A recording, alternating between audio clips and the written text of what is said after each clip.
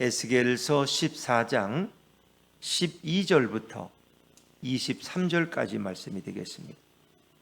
에스겔서 14장 12절부터 마지막 절까지 말씀입니다. 1167쪽입니다. 구약성경 1167쪽 에스겔서 14장 12절부터 저와 여러분이 한 절씩 교독하십니다.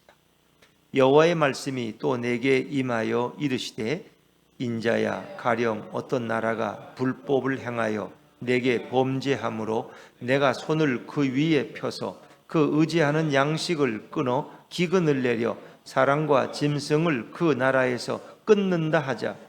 비록 노아, 다니엘, 욥 이 세 사람이 거기에 있을지라도 그들은 자기의 공의로 자기의 생명만 건지리라.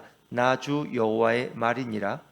가령 내가 사나운 짐승을 그 땅에 다니게 하여 그 땅을 황폐하게 하여 사람이 그 짐승 때문에 능히 다니지 못하게 한다 하자.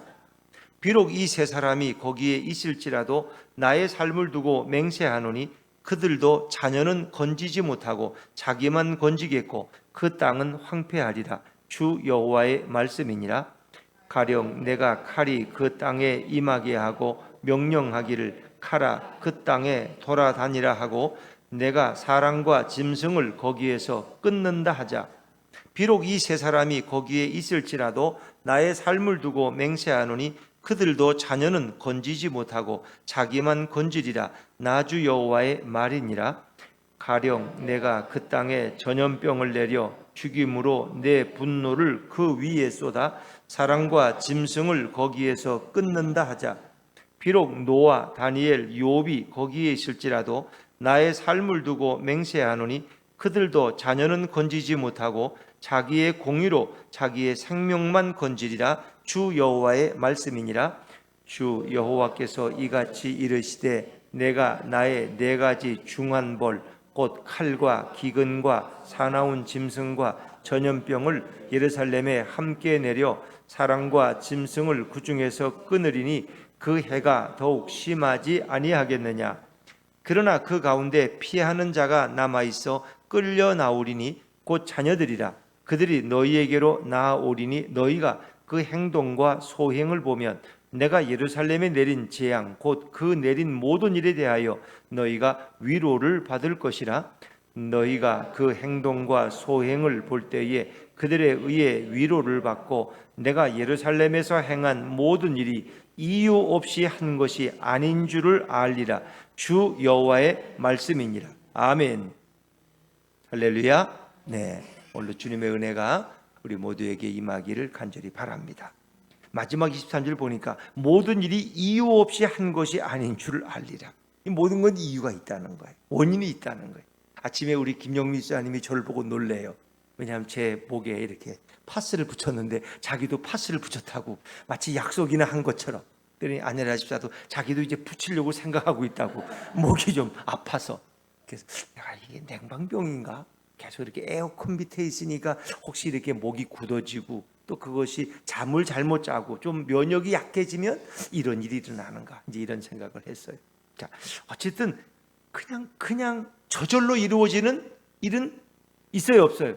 없다는 거예요. 다 원인이 있다는 거예요. 원인 없이 이루어지는 모든 세상의 일은 다 원인과 결과가 없어. 우리가 그 원인을 모르기 때문이지. 사람들은 이런 일이 왜 일어나지? 왜 저렇게 서현역에서 그 AK 백화점에 들어가서 그 젊은이가 왜 몇 명을 이렇게 칼로 찌르고 또 이렇게 했지? 왜 두 명은 죽음에 이르게 했지? 또 영등포 가리봉동에서 또 왜 한 젊은이가 왜 그런 일을 했지? 근데 그건 현상을 가지고 말할 수는 없지만 그 원인은 있다. 근데 그 원인을 정확히 몰라요, 우리는. 우리가 모르는 것이 너무나 많아. 왜 이런 일이 일어났는지, 왜 이런 일이. 그러나 거기에는 반드시 원인이 있다. 이스라엘 백성이 바벨론 포로로 끌려간 데에도 분명히 원인이 있는 거예요. 그냥 이루어진 게 아니야. 하나님 심심해서 그렇게 하신 것이 아니야.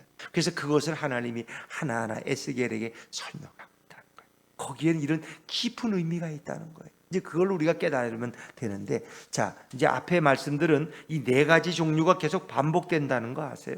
한마디로 말하면 심판의 당위성이, 예루살렘이 왜 심판을 당해야 되는가? 그 이유를 하나님 설명하죠. 그런데 그 심판은 그곳에 혹시 의인들이 있을지라도 그 심판을 막을 수 있어요? 막을 수 없어요? 막을 수 없다는 거예요. 그러니까 그 의인들은 자기들은 건진받을 수 있어. 자기들은 구원받을 수 있어. 여기 이제 소개되는 의인들이 노아나 다니엘이나 욥 같은 사람들. 사실 에레미야가 꼽았던 의인들은 모세와 사무엘이에요. 근데 오늘 에스겔에게 하나님 말씀하시는 의인들은 노아와 다니엘과 욥이. 이들은 다 기도의 사람, 공통적. 노아도 기도하는 사람. 하나님의 음성을 듣고 방주를 준비해서 이렇게 자기 가족을 태웠는데 결국은 그 노아가 왜 거기 방주에 안 타는 사람들을 위해서 왜 기도 안 했겠어요? 근데 그들까지 구원할 수 없었어요. 다니엘도 마찬가지. 다니엘도 기도의 사람. 근데 다니엘도 기도했지만 느부갓네살 왕만은 구원받을 수 없었어. 욥도 기도의 사람. 그래서 시련과 고난을 기도로 이겨낸 사람이 욥이. 이들은 다 하나님이 보실 때 의인으로 인정받는 사람. 그들은 어떤 환경에 던져져도 하나님의 그 생명을 보호하는 사람. 그런데 그들이 그 성에 셋이 있다고 하더라도 그 성은 구원받을 수 없다. 그들의 그 의가 얼마나 뛰어나겠어요. 물론 인간이니까 그 의라는 것도 예수님에 비하면 보잘것 없지만 그래도 워낙 훌륭한 분들이니까 그들의 세 사람의 의가 합쳐져도 그 성에 한 명도 구원할 수 없다. 그 성은 당연히 심판받을 수밖에 없는 당위성을 가지고 있다는 거예요. 자, 오늘 에스겔 14장 12절 말씀을 다시 한번 읽어봅니다. 에스겔 14장 12절입니다. 시작. 여호와의 말씀이 또 내게 임하여 이르시되. 이 앞부분에서는 이제 우상 숭배, 은밀한 우상 숭배를 마음에 받아들이고 그리고 이제 선지자에게 와서 미래에 대해서 묻는 자들의 그 잘못된 것을 하나님이 지적하셨는데 오늘 새로운 말씀이 또 임한 거예요. 에스겔에. 그리고 하나님이 말씀하시는 거예요. 자, 우리 이제 13절, 14절 13절만 먼저 읽죠. 우리 에스겔 14장 13절입니다. 시작. 인자야 가령 어떤 나라가 불법을 행하여 내게 범죄함으로 내가 손을 그 위에 펴서 그 의지하는 양식을 끊어 기근을 내려 사람과 짐승을 그 나라에서 끊는다 하자. 어찌 보면 가령 전제야, 전제. 하나님이 어떤 예를 드시는 거야. 인자야. 인자라는 건 에스겔을 가리키는 거죠. 신약에서는 예수님을 가리키는 표현이고 어떤 나라가 불법을 행해서 하나님 앞에 그래서 범죄했어. 그럼 하나님은 그냥 안 두셔. 왜? 공의의 하나님이니까 심판하셔야 돼. 내가 손을 그 위에 펴서 그 의지하는 양식을 끊어 기근을 내린다. 그러니까 양식이 지금도 이제 밀이 러시아와 그 우크라이나 전쟁 때문에 그 이게 밀 이게 수송하는 게 좀 어려움 당하고 밀값이 막 오르고 또 이런 일이 일어나잖아요. 근데 어쨌든 하나님이 그 양식을 끊으면 모두가 고통을 당하. 기근, 먹을 양식이 없어. 이제 그런 게 오늘날은 이렇게 온난화 현상이 나서 농사를 제대로 져도 수확량이 줄어.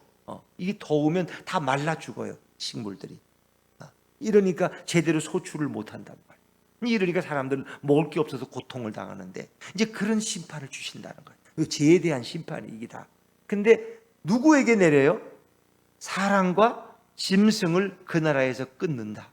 그러니까 하나님의 심판은 사람에게만 임하는 게 아니에요. 짐승에게. 그러니까 전 피조물이 다 신음한다고 로마서에 바울이 이야기하고 있잖아요. 그렇죠? 전 피조물이 다 신음하는 거예요. 그러니까 인간만 재앙을 당하는 게 아니야. 우리가 너무 온난화 현상 때문에 화재가 나면은 이게 뭐 몇 달 며칠을 가. 캐나다, 미국에서 불 한 번 나면 몇 달을 가 그냥 몇 달. 근데 그 불로 인해 사람만 피신해요? 그 모든 식물들이 다 죽고 나무들이 다 타버리고 거기에 있는 모든 짐승들, 새들, 조류들이 다 피난가이 되고 또 죽임타고 하지. 그러니까 엄청난 고통이 많아.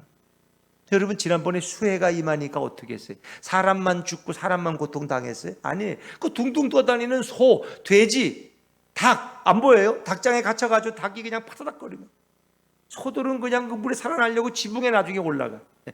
돼지들을 막 헤엄을 쳐. 근데 거기서 얼마나 많이 죽었겠어. 도망갔던 소를 다시 끌고 오지만 쉽지 않잖아. 또 요즘 이게 전염병이 뭐 사람에게만 있어요? 툭하면 뭐예요? AI, 오리에게도 전염병이 생겨서 오리 수십만 마리, 30만 마리를 살처분했다는 거예요. 땅속에 묻었다는 거예요. 그러니까 이게 하나님의 심판이 임하면 인간만 당하는 게 아니야. 모든 피조물들이 다 같이 고통당한다. 이 하나님의 심판은 전 우주적이에요. 우주적. 그래서 심판이 무섭다. 근데 하나님은 이 땅을 오늘도 보고 계시고 공의의 하나님은 심판하신다는 사실. 근데 이제 하나님이 한 예를 들어 이렇게 내가 불법을 행한 이 민족을, 어느 나라를 심판하는데 거기에 세 사람의 의인이 있어도 그 성을 구할 수 없다. 자, 14절 말씀, 14절입니다. 14절 같이 읽죠. 시작. 비록 노아, 다니엘, 욥 이 세 사람이 거기에 있을지라도 그들은 자기의 공의로 자기의 생명만 건지리라. 나 주 여호와의 말이니라. 어찌 보면 구원은 개별적인 의미도 있어요. 부모가 잘 믿는다고, 부모가 새벽기도 나간다고 뭐 새벽기도 안 나가는 아들이 그냥 나는 교회를 안 나가도 우리 엄마 치맛자락만 붙들고 나도 구원받아, 이렇게는 어렵다는 거예요. 이렇게. 근데 주님의 말씀이 여러분 이해하셔야 돼. 주 예수를 믿으라. 그리하면 뭐예요? 너와 내 집이 구원을 받으리라 그러셨죠. 그거는 나 한 사람 잘 믿으면 우리 집에 맨날 잠자고 있는 예수도 안 믿는 사람들이 다 도매금으로 믿는 구원받는다는 얘기가 아니다. 그렇죠? 이거는 바울과 실라가 이제 그 감옥에서 간수장에게 이제 전한 말씀. 주 예수를 제가 어떻게 하면 구원을 받을까요? 주 예수를 믿으라. 그리하면 너와 내 집이 구원을 받아. 너가 구원받으면 너의 가정에게도 복음이 흘러갈 것이라. 그렇죠? 엄마 아빠가 예수를 믿으면 자녀가 예수 믿기 쉽지 않아요? 흘러가. 그래서 결국 간수가 보면은 자기와 자기 가족들이 식솔들까지 다 와서 세례를 받고, 그리고 음식을 준비해서 바울과 시라를 대접하고 상처를 치료해주고, 그리고 너무너무 기뻐해. 그래서 그들이 빌립보 교회의 첫 번째 교인이야. 루디아가 첫 번째고, 두 번째가 이 귀신 들렸다가 깨어난 여자고, 세 번째가 간수의 가족이야. 그 정도면 개척교회 훌륭하지 않습니까? 그래서 가족이 구원받는 거지. 나 하나만 잘 믿으면 우리 시아버지까지 다 그냥 온 가족이 구원받는다. 그건 안 돼. 그러나 이제 여러분 또 구약에서 라합이 온전한 믿음을 가질 때 라합의 부모와 가족들은 생명의 건짐을 받았어요? 못 받았어요? 받았어요. 그래서 라합의 집에 모일 때, 그렇죠? 조건이 있어. 라합의 그 성벽 위에 집에 온 가족을 다 모으라는 거야. 그러면 우리가 보호해 주겠다는 거야. 그러나 그들이 길거리로 나갔다가 칼에 맞는 거 우리가 책임 못 진다. 그러니까 그 라합의 집이라는 결국 뭐예요? 교회야, 교회. 가족을 데리고 교회로 오라는 거야. 그러면 너와 내 집이 다 구원을 받는다. 근데 이제 오늘 이 말씀은 좀 개별성을 강조한 말씀. 이런 의인들의 그 의로움을 다 합쳐도 그 성 안에 다른 범죄한 사람들을 구할 수 없다는 거예요. 왜? 그들의 죄가 너무 중하고 너무 무겁기 때문에. 그리고 그들은 다 중보 기도자예요. 근데 이제 우리가 소돔과 고모라 도성이 멸망당할 때 천사들이 와서 얘기하잖아요. 그러니까 아브라함이 자기 조카 롯의 가족이 소돔 성에 있는 걸 알아요. 그래서 하나님 앞에 5번이나 6번이나 나가서 기도해요. 그 성에 의인 10명이 있으면, 뭐 처음에는 뭐 의인 60명이 있으면 어떻게, 50명이 있으면, 40명이 있으면, 그러다 결국은 10명까지가. 예, 하나님, 내 10명이 있어도 내가 그 성을 용서하겠다. 의인 10명. 근데 의인 10명이 없고 한 명도 없어, 그 성은. 그 성은 결국 멸망당해 다 죽어. 거기 특히 동성애가 발현했던 그런 소돔과 고모라. 그러나 하나님이 어떻게 천사를 보내서 롯과 그 가족은 구원하자. 하나님 우리의 기도를 들으시는 거예요. 그렇죠? 하나님은 자기가 말한 것보다도 아브라함의 기도를, 여인 10명은 없지만 그 롯의 가족은 구원하는 거예요. 그래서 우리의 기도가 이렇게 능력이 있는 거. 아브라함의 기도가 그 조카 롯의 가족을 살려냈어. 롯의 부인은 뒤돌아보다가 그냥 소금 기둥이 됐지만 그 두 딸과 롯, 그리고 사위들은 장인의 얘기를 뭘로 하겠어요? 농담쯤으로 농담. 이거 무슨 하늘에서 불이 내려요. 아이고, 장인도 참 이상한 농담이나 하시고, 농담 중에도 사위들은 죽었어. 그래서 새로운 또 롯의 가문이 시작이 되는데, 자, 여기 노아, 다니엘, 욥 이 세 사람의 공로를 다 합쳐도 그 성을 구원하자. 그만큼 예루살렘 성의 죄악은 무겁고 크다는 것입니다. 자, 이제 요건 13절, 14절은 기근에 대한 심판이고, 그 다음에 15절, 16절은 또 짐승이 와서 그들을 괴롭히는 또 심판의 얘기가 또 나오죠. 자, 이제부터는 15절, 16절 두 절을 이어서 읽습니다. 15절, 16절, 에스겔 14장 15절, 16절입니다. 시작. 가령 내가 사나운 짐승을 그 땅에 다니게 하여 그 땅을 황폐하게 하여 사람이 그 짐승 때문에 능히 다니지 못하게 한다 하자. 비록 이 세 사람이 거기에 있을지라도 나의 삶을 두고 맹세하노니 그들도 자녀는 건지지 못하고 자기만 건지겠고 그 땅은 황폐하리라. 주 여호와의 말씀이니라. 참 무서운 말씀. 사나운 짐승이 온 그냥 그 나라를 휘잡아 놔서 짐승 때문에 사람들이 단을 쓰고 고통을 당해. 근데 비록 이 세 사람, 이 노아와 다니엘과 욥 같은 의인이 거기 세 사람이 있을지라도 하나님을 아주 맹세하죠. 내 삶을 두고 맹세하노니 그들의 자녀들은 건짐받지 못한다. 그 의인들은 살지만 다른 사람, 타인들은 구원할 수가 없다는 거예요. 그들의 죄가 너무나 크기 때문에 그들에게 그런 믿음이 없다. 자, 다음에 17절 18절은 칼로 인한 심판 그리고 그 결과를 또 말씀해 주시죠. 17절 18절 같이 읽습니다. 시작. 가령 내가 칼이 그 땅에 임하게 하고 명령하기를 칼아 그 땅에 돌아다니라 하고 내가 사람과 짐승을 거기에서 끊는다 하자. 비록 이 세 사람이 거기에 있을지라도 나의 삶을 두고 맹세하노니 그들도 자녀는 건지지 못하고 자기만 건지리라. 나 주 여호와의 말이니라. 아멘. 칼로, 이거 전쟁이에요. 그 전쟁으로 인해서 많은 사람이 죽고 사람과 짐승이 거기서 고통을 당해요. 그런데 거기에도 이 노아와 다니엘과 욥, 이 의로운 세 사람이 거기 있을지라도 그들의 자녀는 구원받을 수 없어. 건짐받지 못해. 자기들만 건짐받아. 이걸 4번의 경우에 똑같은 상황에서 계속 이제 마지막이 전염병이에요. 보통은 3종 세트인데 오늘은 4종 세트라는 거 아세요? 자, 19절 20절 우리가 경험한 전염병, 어떤 하나님의 심판일까? 시작. 가령 내가 그 땅에 전염병을 내려 죽임으로 내 분노를 그 위에 쏟아 사람과 짐승을 거기에서 끊는다 하자. 비록 노아, 다니엘, 욥이 거기에 있을지라도 나의 삶을 두고 맹세하노니 그들도 자녀는 건지지 못하고 자기의 공의로 자기의 생명만 건지리라. 주 여호와의 말씀이니라. 아멘. 이 같은 말씀을 4번. 그러니까 이제 하나님의 심판의 이 방법이 기근, 짐승, 칼, 전염병 4가지로 여기서 설명하셔요. 그리고 이제 마지막에는 21절부터 23절까지는 이 모든 것을 종합해서 하나님이 결론을 내리셔. 근데 이 부분이 제일 중요해. 이 부분이. 이 결론 부분을 잘 읽으셔야 돼. 자, 우리 21절 말씀 다시 읽습니다. 21절 시작. 이같이 이르시되 내가 나의 4가지 중한 벌 곧 칼과 기근과 사나운 짐승과 전염병을 예루살렘에 함께 내려 사람과 짐승을 그 중에서 끊으리니 그 해가 더욱 심하지 아니하겠느냐. 아멘. 아까는 하나님께서 가령 내가 어떤 나라가 내게 범죄하면 내가 그들을 심판하겠다 그러는데 이제 하나님 구체적으로 말씀하셔. 예루살렘이라. 그 나라가 바로 예루살렘이에요. 근데 거기에 4가지 벌을 내리셔. 칼, 기근, 사나운 짐승, 전염병.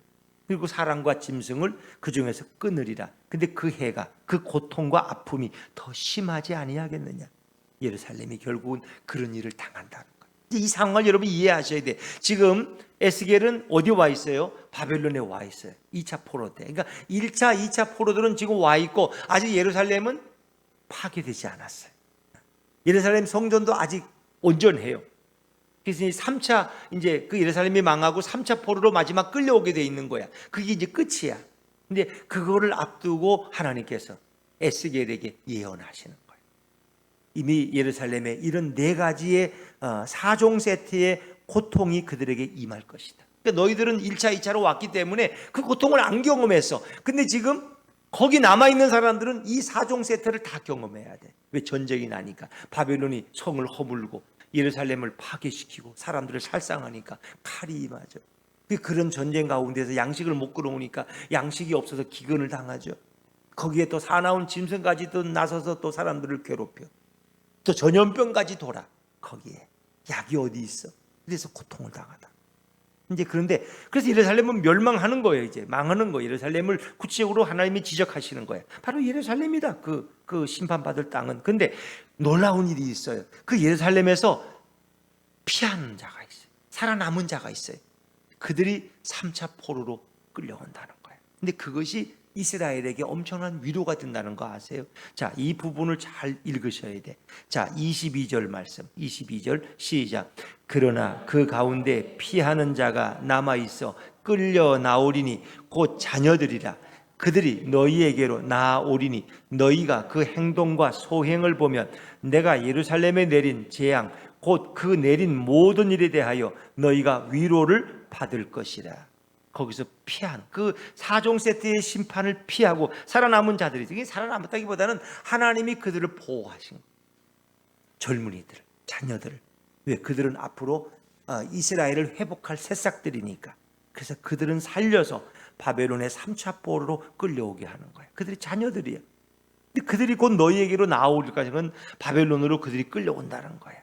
그래서 너희들이 이제 그 행동과 소행을 본다는 건 뭐예요? 그들이 그 예루살렘의 어마어마한 4종 세트의 심판을 경험한 사람들이야. 근데 거기서 살아났어. 그들의 마음이 교만해요, 겸손해졌어요?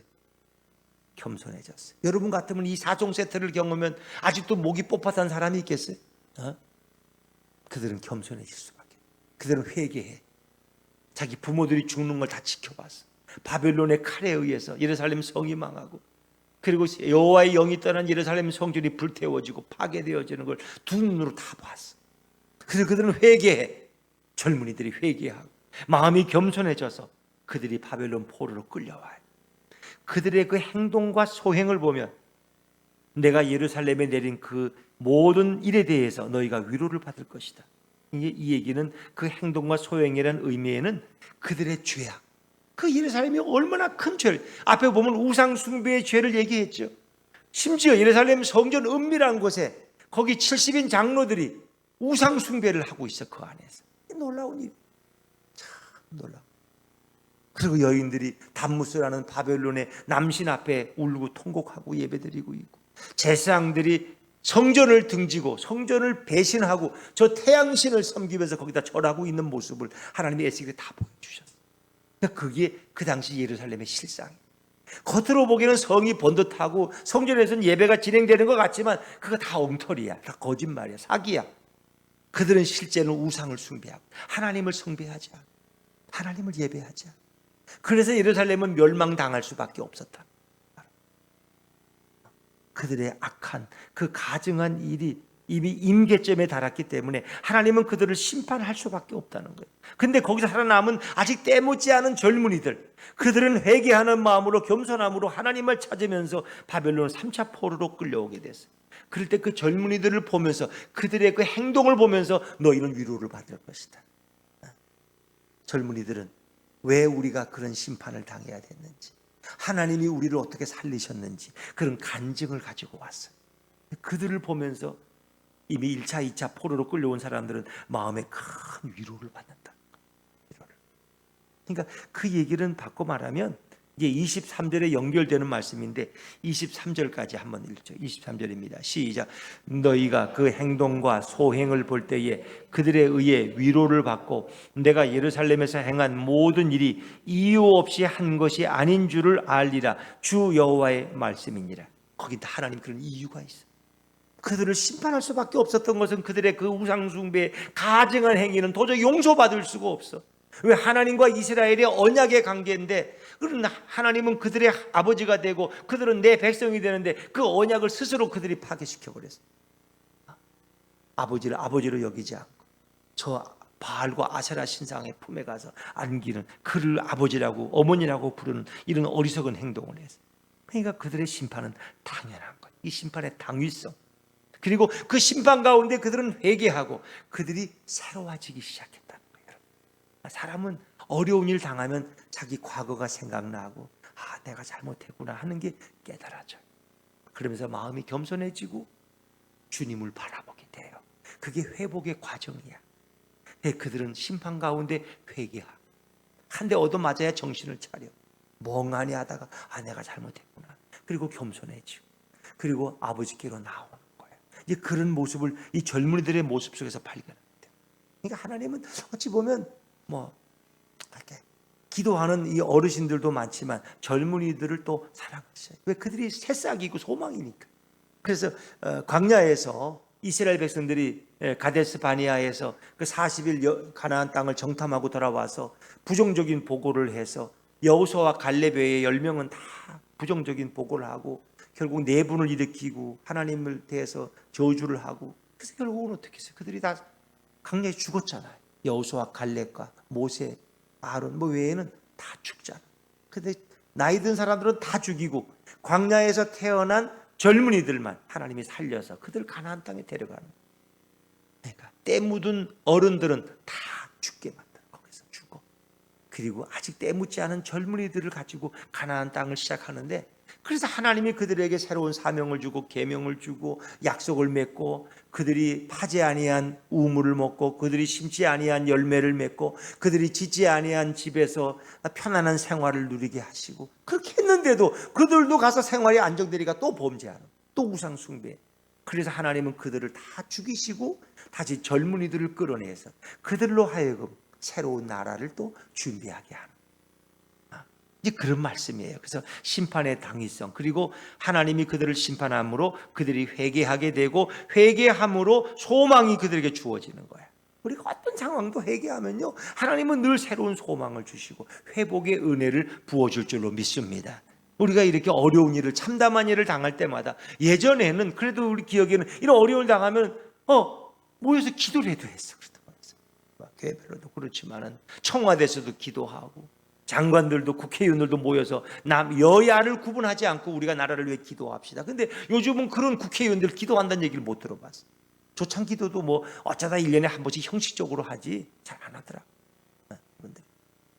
근데 예전에는 좀 어려운 일을 당하면 국회의원들도, 왜? 그분들이 다 장로님, 권사님, 안수집사거든. 여야가 뭐 싸우기만 하지만 그러나 신앙 안에는 하나니까 모여서 또 기도하고 뜨겁게 부르짖고, 그래서 어려운 위기를 극복했어. 근데 이렇게 수해를 당하고 이런 또 잼버리 어려움을 당하고 이렇게 묻지마 살인이 있고, 그래도 국회의원들은 서로 욕만 하고 서로 책임만 묻지 기도할 생각을 안 해. 이게 문제예요. 그래도 믿음의 대통령들이 있을 때는 어려움 당하면 목사님을 모셔다가 기도회도 하고 그랬어요. 근데 뭐 윤석열 대통령은 그런 크리스찬이 아니잖아. 그 사람 어릴 때 교회 성당 몇 번 나갔고 그냥 필요하면 다니면서 이게 얼굴 도장 찍는 거지 뭐 진실한 믿음이 있겠어요? 그렇죠?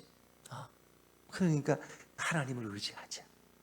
그리고 김건희 씨는 자꾸 또 뭐 이상한 또 무슨 천공 스님인가 또 이런 분들과 연결돼 가지고 또 자꾸 사람들 불안하게 만드는데, 하여튼 어쨌든 간에 우리가 심판을 당하면 회개하게 되고 회개함으로 회복과 소망을 가지게 되는 거예요. 중요한 것은 우리가 하나님을 바라보게 되는 거죠. 근데 이제 오늘 하나 제일 중요한 말씀은 사실 이거예요. 22절에 보면은 너희가 위로를 받을 것이라, 그런 말씀이 있어요. 그 젊은이들이 너에게 오면은 너희가 위로를 받을 것이다. 근데 이 말씀은 사실은 구약에 기록되었지만 신약에서 일어날 일들을 우리에게 예표하고 있다는 거 아세요? 그 예수님이 오시면 젊은이들이 온다는 것이 그들에게 마치 메시아가 오는 것 같은 큰 기쁨이었어요. 이 땅에, 이 죄악된 땅에 예수님이 이 땅에 메시아로 구원자로 오시면 우리는 위로를 받는 거예요. 위로를, 메시아의 위로. 그리고 세상은 다시 회개하고 소망을. 그래서 이 세례 요한이 제일 먼저 행한 메시지가 뭐예요? 회개하라는 거예요. 곧 메시아가 오시니까 너희는 회개하라는 거예요. 나는 물로 세례를 주지만 그분은 불과 풀로 세례를 줄 것이라. 나는 그분의 신들매를 매기도 자격이 없다는 거예요. 그래서 그분이 오셔서 친정 사람들을 위로를 받아. 그래서 오늘 이 젊은이들이 나오는 것은 또 다른 의미에서 예수님이 이 땅에 오심으로 우리가 위로를 받는 것을, 소망을 갖게 되는 것을 예표하고 있는 구절이기도 합니다. 이 하나님의 역사에 원인이 없는 것은, 원인은 반드시 있는데 결과를만 가지고 우리는 이게 무슨 뜻인지 모르는 것. 모든 것엔 다 원인이 있어요. 날아가는 참새까지도 하나님이 세시고 숫자를 세고 머리카락까지도 세고 계시는 분이 왜 우리의 자세한 사세한 일들을 모르시겠어요? 우리는 늘 주님을 바라보면서, 오늘도 예수님을 의지하면서 오늘도 주님만 믿고 주님만 바라보고 예수님을 내 인생의 주인으로 삼고 그분과 함께 걸어가는 복된 하루가 되시기를 주의 이름으로 축원합니다.